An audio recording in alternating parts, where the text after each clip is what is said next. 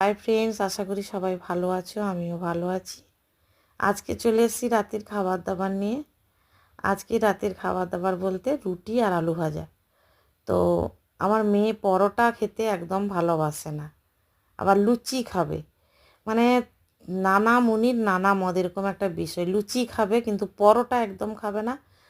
আমি বলছিলাম যে শুকনো রুটি দিয়ে আলু ভাজা খাবি, তার থেকে একটু তেল দিয়ে ভেজে দিই। বলছে না। আর আমি আটার লুচি খেতে ভালোবাসি, ও আবার আটার লুচি একটাও মুখে দেবে না।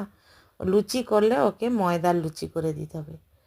তো যাই হোক, আজকে ওকে জিজ্ঞেস করছিলাম, ও না বললো, তাই জন্য ওর খাবারটা আমি রেডি করে দিলাম। রুটি, আলু ভাজা, মূলো কেটে দিয়েছি, আর এখানে তোমরা দেখতেই পাচ্ছ গুড়ের মিষ্টি রয়েছে। তোমাদের সঙ্গে সব কিছু শেয়ার করলাম। আর যদি ভিডিওটা ভালো লাগে একটা লাইক করে দিও, আর আমার চ্যানেলটা প্লিজ তোমরা সাবস্ক্রাইব করে দিও। সবাই খুব ভালো থেকো। পরের ভিডিওতে